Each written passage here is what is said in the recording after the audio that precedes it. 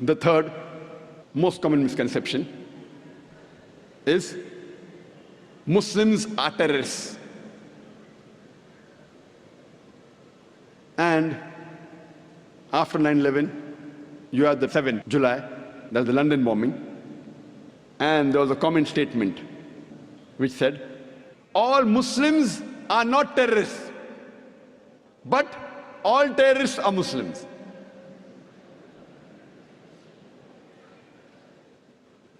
And it was very common on the media, and that gave rise to a new lecture of mine, is terrorism a Muslim monopoly?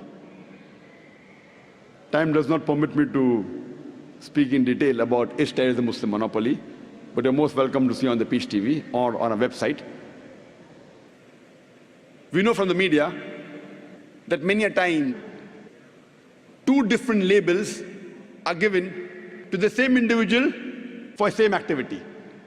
For example, more than 60 years back, there were many Indians who were fighting for the freedom of the country.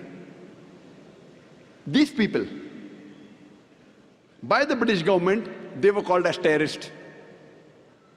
But we common Indians, we call these people as freedom fighters, as patriots. Same people, same activity, but two different labels. If you agree with the view of the British government that they had the right to rule over India, then you have to call these people as terrorists. But if you agree with the view of the common Indians that Britishers came to India to do business, they have no right to rule over us, then you have to call these people as patriots, you have to call these people as freedom fighters. Same people, same activity, but two different labels. And I very often attend the media, and while having interaction with the Indian press, I asked them a question, that do you consider Bhagat Singh as a terrorist? So he said no. I said, why? The same Western media, when they call Bhagat Singh as a terrorist, you say no, he's not a terrorist. Why? Because you know the background of the history of India freedom. Even I consider Bhagat Singh as not to be a terrorist. But the same Western media, today, when they call Muslims terrorists, why do you agree? Have you done research? They start to laugh.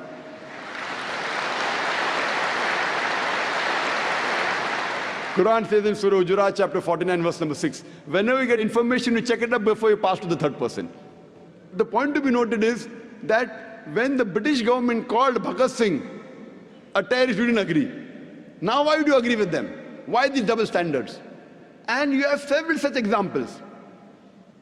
When we read the history of the American Revolution, in 1775, during the American Revolution, George Washington, he was called as the terrorist number one by the British government when the Britishers were ruling America. The Britishers called George Washington as terrorist number one.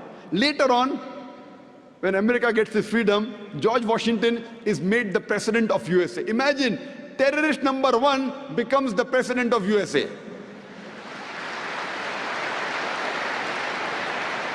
And he happens to be the godfather of all the presidents to come, including George Bush. And you find several such examples, several. You have the example of Nelson Mandela. Nelson Mandela, several decades earlier, when South Africa was ruled by the white apartheid government, Nelson Mandela was arrested and was imprisoned in Robben Islands for more than 25 years. By the white apartheid government, Nelson Mandela was called as terrorist number one. Later on, when South Africa gets its freedom and the white apartheid government is removed, Nelson Mandela is given freedom and he gets the Nobel Prize for Peace. Imagine, terrorist number one of the world gets the Nobel Prize for Peace. Not that he was bad and he became good. For the same activity for what he was called a terrorist, 30 years later, he gets the Nobel Prize for the same activity, Nobel Prize for Peace. So we realize whoever is in power, whatever label that person gives, that gets stuck on to that person. This is media. Media is very powerful. According to me, it is the most important weapon today. It can convert black into white, day into night, hero into a villain, villain into a hero. This is media.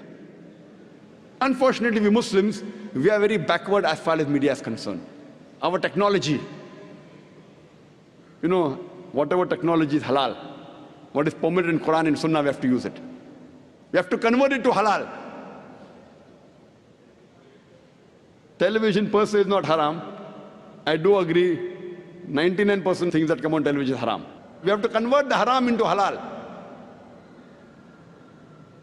And that's how we have to convey the message of Allah subhanahu wa ta'ala. The best way today that you can convey the message of Allah subhanahu wa ta'ala is the satellite channel. It is the media.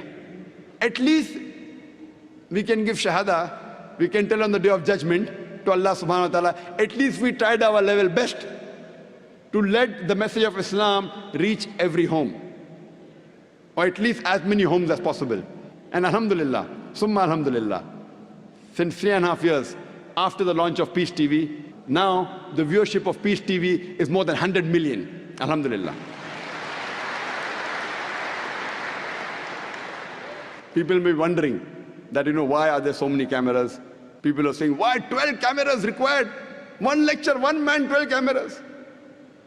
One man and 12 cameras.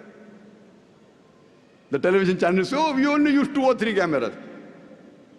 12 cameras because we want to present Islam in a beautiful manner. When you have rock show, that time 12 cameras, no problem. When Dai gives a lecture, why only 2 cameras?